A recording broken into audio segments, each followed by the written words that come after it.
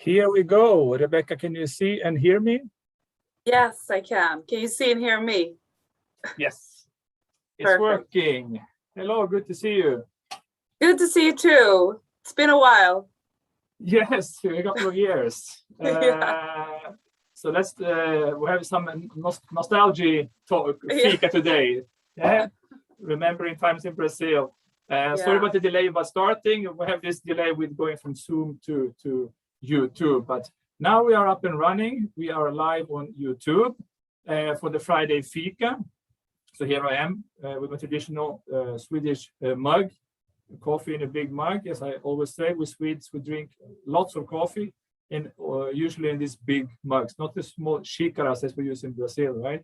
And not only the coffee, I have a kanelbulle, which I just received from Scandinavia. Yeah, it's not so easy to find in São Paulo, you know. No, but we have Scandinavia. It's a restaurant in Pinheiros here in São Paulo, which serves Scandinavian food. And getting close to Lucia, gingerbread. Let me show. Oh wow, they have that too. Close, yeah. Oh nice. Actually, this came from we have a Scandinavian fair, Fera Scandinava. It's an annual event organized by the 4 embassies, where they import lots of Nordic stuff, food, decorations, and the profit goes to charity. So I just got my bunch of blueberry jam, Swedish chocolate, and gingerbread. So then you're ready for Christmas. Yeah. I am, exactly. So this Friday Fika is 10 o'clock here, 2 o'clock in Stockholm, right, Rebecca? I guess you had lunch already? Yes. Yeah. I had. Okay, so now, so we have half an hour. I know you have another appointment. Thank you again for accepting the invitation. I know that you have a lot to do. You're very busy with the Utrikesbyrån, the TV program, so I know you're working a lot, but thank you for spending this half an hour with the members of the Swedish Chamber in Brazil. So let's start, Rebecca. Yes. So let's start from the beginning. Who are you? Where do you come from? Where were you born? I mean, tell us a little bit about your story. Oh, wow. It's childhood, maybe. Yeah, childhood. Starting from the early beginning, like 20 years ago, right? When you were born, something like that. Yeah, more than that.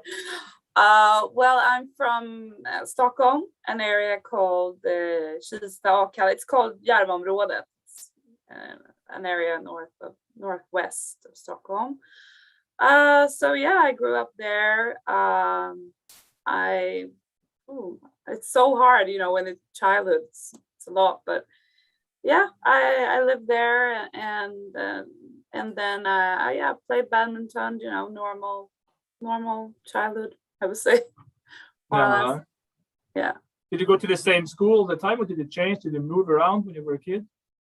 No, I went to the same school, but then when I went to high school, I actually moved to another city because I played badminton. So I went to a special, like, where I could train more and develop in that. But otherwise, that's where I grew up. So yeah.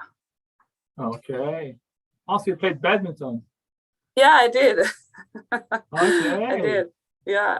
Were you competing? Were you semi-professional or? Yeah, I would say that actually. Yeah, I did compete. Like, I don't know, since I was, I don't know, like 8 or something, and then I played in the highest league, and then I actually after high school I went to Spain and I played there, and then I decided that I wanted to do other stuff.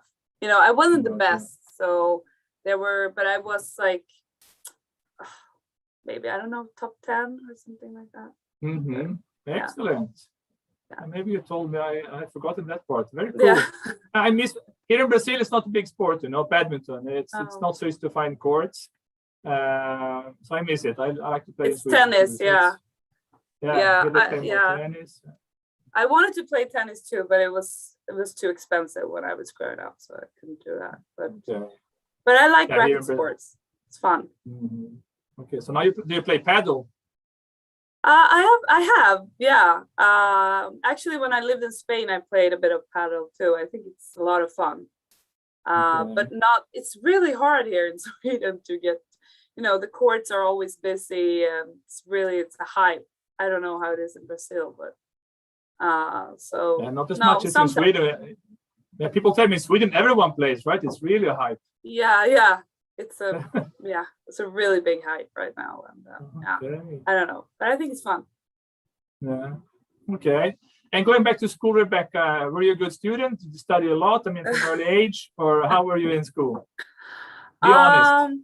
Yeah, be honest. I think I was, I was, average, a bit above average, perhaps. I don't know.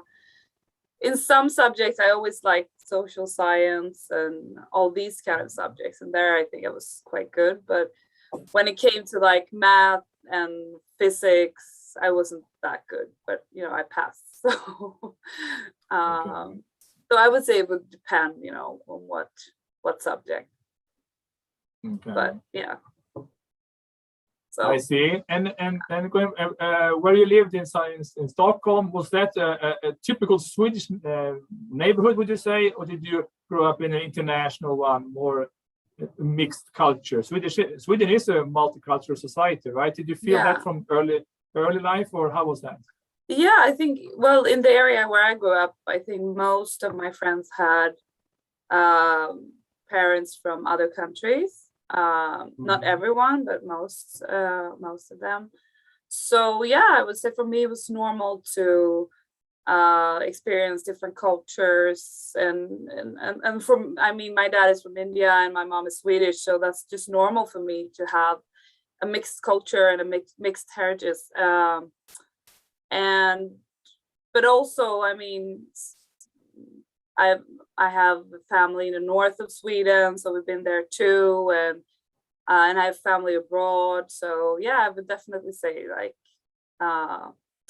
mixed, well, multicultural upbringing, and also, I mean, for example, like when I was younger, our group of friends, we were listening to different music from different countries, and we were celebrating everything from like Swedish Christmas to Persian New Year, or we also had where I grew up in Järva, we also had something called Midsummer Latino, and it was like, well, it was a celebration of midsummer, but in a different way, with salsa music and food from Latin America, and yeah, so I would say it was quite multicultural, yeah. Yeah. But then I mean, I played badminton, so I was traveling around the whole Sweden. I had friends everywhere, so I would say I got to meet a lot of people from everywhere in Sweden. Okay. Yeah. And then Rebecca, after graduating from gymnasiet in Sweden, it's kind of senior high school, I would say. You're 16 now. You're, how old are you? 16? No, 17, 18, right? When you graduated from gymnasium, more or less. Yeah. And then, did you know what to do? You had your path, I mean, planned already? What university to go to? Not really. What job to go for? No, and I think that's why I've done so many things, because I wasn't quite sure. I think I always had a dream that I wanted to be a journalist, but I wasn't, I didn't know any journalists. And I didn't know, like, how do you start if you want to become a journalist? And then I wanted to travel and see the world, and I was interested in a lot of subjects. So then, well, first, like I said, after high school or senior high school, gymnasium, as we say in Sweden, I moved to Spain and played there. First, I played badminton, and then I studied Spanish, and then I had some time to think, and then I applied to study journalism, and so I have a bachelor in journalism, so I studied for like 3 years, and then but I did an exchange in Madrid. But then I wasn't sure, when I was studying, some of the teachers said like, oh, it's really hard to get a job, and that was like all we heard, that it's really difficult to become a journalist or to get like a fixed contract. So I think that scared me off a bit. And then, I wasn't quite sure.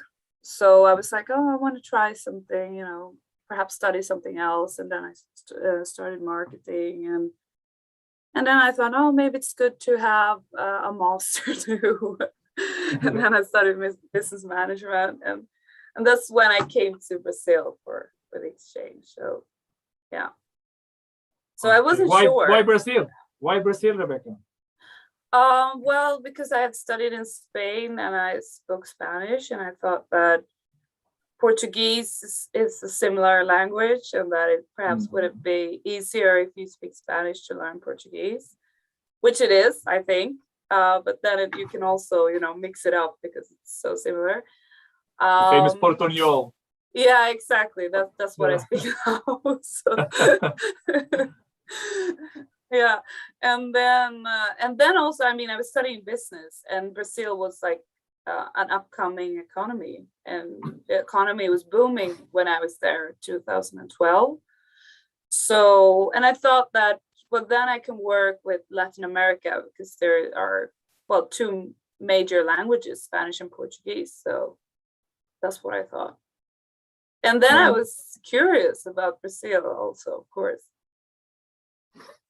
Had you been here before? It was the first time you came? Never. But my grandparents, they had, when they retired, they had like a house in Portugal. So I was there when I was younger.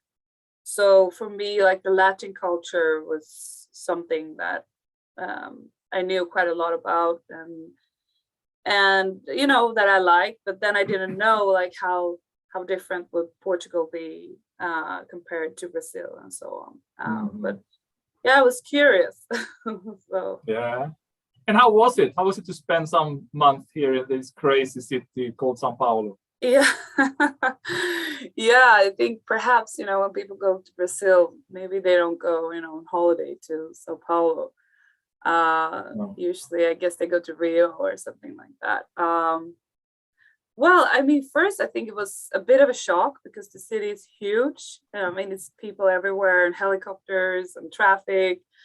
But then I think it took me like 1 or 2 months to get into that. And then I really liked it. There's a pulse, and there's so much to do, restaurants, people are really open-minded, and it's easy to get to know new people, friends. Yeah, so I liked it. Did you stay in São Paulo the whole time? Did you get the chance to travel around anything? I traveled a bit. Maybe like I went to the south, Santa Catarina. I went to Rio, of course, Bahia. But I wanted to travel more, but I was a student, so it was student budget. Yeah, but still, if you saw Bahia and the south. Yeah. Wow. But I wanted to see, like Manaus and all that. But you have to come back then. Yeah. Yeah, I would love to come. Well, they're welcome. And any special memories? Anything? Or a place? Is it a special place in Brazil that you remember that you really enjoyed? Well, I really like Bahia. I think that I like the food, and the people were really warm and friendly place that I like. But otherwise, no, I think it was just a general impression that it was a really welcoming country when I was there. And for us, Rebecca, who live here, it's very important that people like you come, enjoy it, and go back and speak well about Brazil. We have a challenge here with the image of Brazil as a violent country, lots of criminality. So it's really hard to get young people to come to Brazil and study. We have these young professionals. Yes, I think so. We have very few Swedish students here. And I guess one reason is that they read about São Paulo and criminality in Brazil in general. So, and then you come back to Sweden, you say, I traveled around. I was, happy, enjoyed it. So you become an ambassador for this country. That's so important for us. Yeah. Well, I think I don't know. Of course, there is violence and criminality in Brazil, and I mean, I think what you have to do is to you have to you know to it's you have to have knowledge about the places where you go and how to to decrease the risks. I mean, when I lived in Brazil, I asked around like, how is this area? What can I think about? And I wouldn't, walk around with expensive jewelries, perhaps. Or I remember when I walked to the Chamber of Commerce, I didn't have like a computer bag. I had my computer in my backpack or something like that. So, but I guess that's, it depends on the person. You should do what feels right for you. But I mean, in my job, there are constantly, these types of challenges, and you have to think about security, but you also have, well, if you want to work with like foreign news or to work in areas where there is more violence and criminality, there are risks. I mean, but for me, anyway, street smart, right? You have to be street smart. Yeah, and I mean, I think you become street smart, if you have the knowledge and you know how to act, or if something happens, or how to prepare yourself. Yeah. So, but for me, nothing happened when I was there. But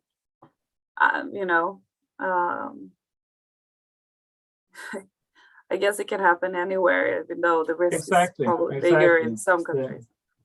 Yeah, it's a lottery, right? You could get. Yeah, could happen in Stockholm, could happen in Gothenburg, could happen in anywhere, So of course. But I didn't like it when with the students that like I didn't like, we didn't talk about that much, that it was an issue. But perhaps is that something that has changed, or is it, or maybe? No, I would say that those students who come really enjoy it. Many don't even want to go back. They come and they have a semester in Sao Paulo and they say, I want to do one more course here. So no, they love it. But still, the image, I guess, in Sweden is this huge city, crazy city again. So that leads me to the next topic, which is young professionals. When you were here in Sao Paulo, you came to the Swedish Chamber of Commerce. There was another student here also, Douglas, who studied at Copenhagen Business School, I think, at the time. And both of you said that, hey, we should do more events for the young members, And full support from our senior. Actually, we have an advisory council with 40 CEOs, and they said, let's do some new project and let's invest in the future, young professionals. Yeah. So you and Douglas were really on it and created a website. We had a launch event with the Swedish ambassador.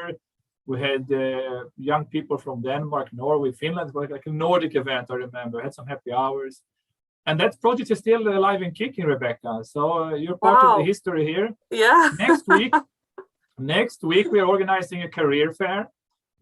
We have 10 large Swedish companies and 10 large Swedish universities joining. Under a digital platform. It's called Graduate Land, where we as a chamber will match students with companies and universities. So again, this is part of your story. Thank you for taking the initiative some years ago. It's amazing. Any comments about that? Yeah. Oh, wow, that it grew like that. I had no idea. That's really cool. Well, I think we had a lot of fun. I mean, it was like it was really like the best internship I think you can have on the side. I mean, for me as a social person, it didn't feel like a job. It was more like fun to connect people, and especially to help connect the students with companies. So I really enjoyed it. So yeah. And it was also, I mean, back then I was a business student, so it was good for me also to network. So yeah. It was a mix of we had workshops and we had happy hours and connecting people, right? And that's what we still do, connecting the dots. And there's a value in that, you know. The famous know who. We always say know how is important, but know who is also very important, especially when you're young, maybe, you know, early career. Yeah, and I mean that would have been something. I mean, that was what was difficult for me when I started journalism, that I didn't have the network. So if we would have had something similar at our university that would have connected us to employers, that would have helped me a lot, because that was the most difficult part when you don't have the network. So it's really important. So what would your advice be to people who are, let's say, around 17, 18 years old, and they have no clue what to do in life, you know, what to study? I mean, what is your advice? Oh, well, I don't know if I'm the best person to answer that. You had no clue, right? Yeah, as I you know, I 3 degrees later, then I decided.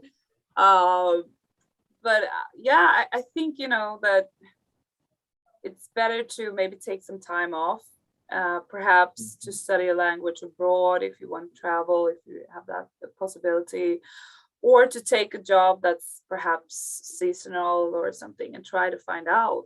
I mean, that's the way. If you try, that's how you find out if you like it or not. But I think it's hard to know when you're 17 or 18. I think I always had a dream that I wanted to become a journalist. I just didn't know how and if it was for me. But you know, when I was little, I used to always watch SVT or BBC at home, and I was like, oh, I want to be there too.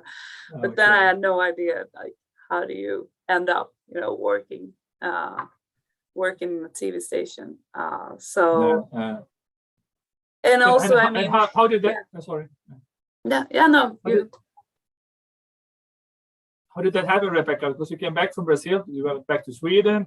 And then, like you said, you had 3 degrees, right? You studied marketing, business management, and journalism. And how come you decided to go for the journalism path? Well, you know, I think all 3 subjects are interesting, but in the end, I think I always knew. Like I said, it was my dream when I was younger, and I think I always, you know, that was my gut feeling. So I went for that. But also, I met my boyfriend just before going to Brazil. And I mean, I was in Brazil, I think like 8 months or something like that. And he came to visit, and I went to visit him in Sweden. And because, you know, I wasn't planning on going back to Sweden. I wanted to work abroad. I always been interested in, you know, working abroad, you know, seeing the world and all that. And then, but then I had to decide more or less. And then I was like, well, and he's a journalist, and through him I met more journalists, and I realized that, well, this is not impossible. It's like, it's a job. I can do it too. So I applied for internships, and I got an internship, and yeah, that's how it started. And then I got, you know, I didn't get, of course, it's in the beginning, it's always harder. I didn't get, like, first, I think I did 2 internships, one at TV4 and one at, I think, Expressen, a newspaper. And then I started at SVT in Norrköping. It's a smaller city south of Stockholm. And, you know, they didn't have like full-time contract or something like that. So I, you know, if somebody was sick, I went from Stockholm to Norrköping. It's like 1.5 hour, 2 hours on train, one way, you know, just to get, you know, to start somewhere. And that's how it started. So I'm sure, of course, you had to work a lot. Nothing is easy, but I must say you did make the right decision. You have had in Swedish we say comet career, you know, because in a few years, I mean, you made it to the major TV news in Sweden. What this would be global here in Brazil, right? The big news channels. You were the news anchor. I mean, how was that? You are still very young, and you were even younger then. I mean, well, I don't know if I'm that young though, but well, it's a lot of fun. I feel like it's every day is different. No, I never get bored at this job. It's just, every show is there's always new things going on. There's always, news. So it's no, it's I don't know. It's a lot of fun. But then, I mean, I'm employed as a reporter, and then when now I work with Utrikesbyrån, but usually like my employment is as a reporter, and then when I work, for example, with Rapport or Aktuellt, it's usually for the summer holidays when the people that are actually working there, they're on holiday. But it's a lot of fun. A lot of fun. Yeah. And I didn't think that it would I think I thought that it would take a few more years, but yeah, I'm very happy and glad that they want me to do that sometimes. So yeah. And how was the feeling? Do you remember the first TV news, maybe Reporter Aktuellt, the first one? How did you feel sitting there in the studio, knowing that you had millions of people watching you? Yeah, very nervous. Yeah. I think it's trying to not, just thinking, okay, I don't want them to see how nervous I am, but yeah. So, but no, I've seen a couple of TV shows with you, and you look very calm. So yeah, I guess that's an important feature in a reporter, right? If the reporter looks nervous. Yeah, and I think you learn how to handle that too when you get nervous. And, has anything gone wrong? Tell us about any mistakes or any nervous moments. Yeah, but I mean, it happens quite a lot. Something like technical goes wrong, or like that the prompter doesn't work, or that that we have like somebody on a link like Skype and then it doesn't work, or that actually once when I was in a live broadcast, somebody started to drill, so it was like, oh no. And you can hear it into the studio. So yeah, that was, but you have to be ready for everything when it's live. So you just have to be prepared for that. And, just explain to the viewer, okay, now somebody's drilling, we will try to make it stop. What can you do? And I think you have to be prepared that you will embarrass yourself at one point. And be fine with that, right?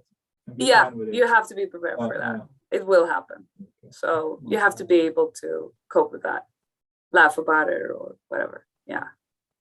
So. I see.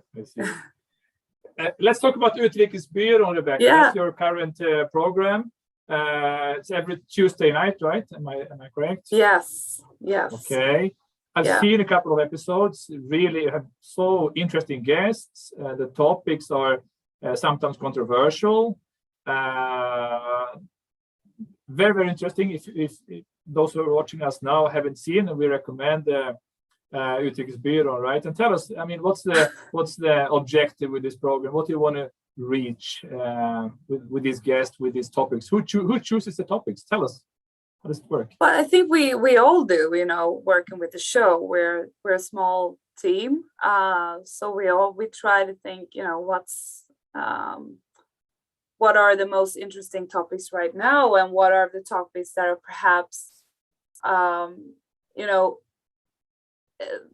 for example, like our first program this fall was about like the Taliban and how they control the drug market in Afghanistan.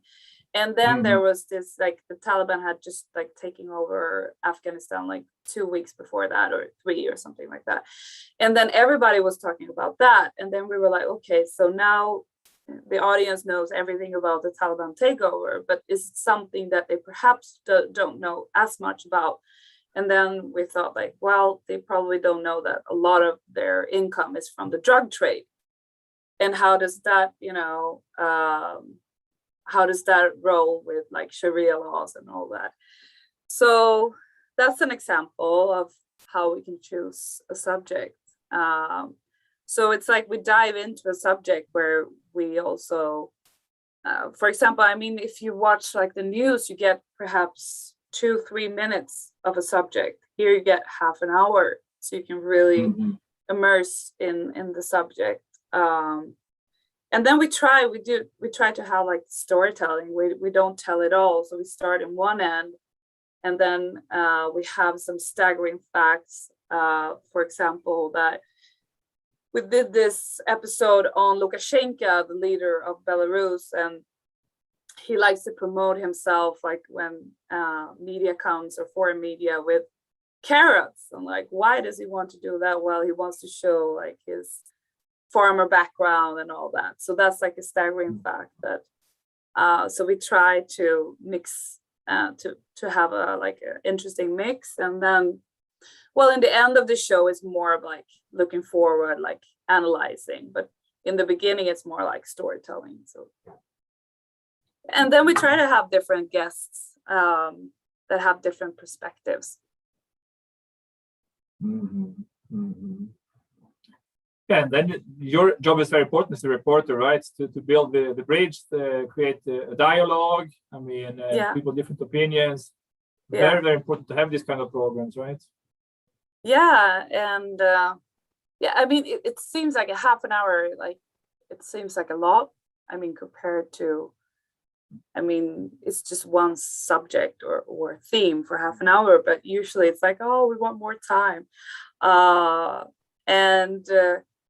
So it's always, I think the most difficult balance is to feel like everyone will have time to say what they want to say and why they're there too, because usually the guests have different perspectives. So, but also have time to know, because usually we do like interviews on Skypes, and we have these stories that we have, well, in the program, so that we have time for everything. So that's always a hard balance to hold. Of course. And how many episodes are you planning for the show? I think on Tuesday is the 11th, and I think it's 15 for this season, and then I think next season it's 18, so it's a bit more. Okay. Yeah. And also so the viewers, is there a break, Christmas break and New Year's, and then you start in January? Yeah, a little Christmas and New Year's break. But I'm actually I'm going 1 week to Portugal, and then I'm working. So, but with the Rapport actually, so I'm not working with the Tidsbyrå. Okay, so we will see you on the news in December, January. Yeah. Okay. Yeah. So that's the plan anyway. Yeah. Okay. I was going to finish with that, Rebecca, asking about your future now. I mean, what are your plans? I know that you have to run soon, so please tell us about your future plans in short term and in long term. I mean, where do you see yourself in 5 years, 10 years from now? Oh, wow. And the last question, I know you have to go. I would like to know who would you really like to interview? Who is on your wish list in terms of person to interview? Wow. So there are 3 questions in one. Please shoot.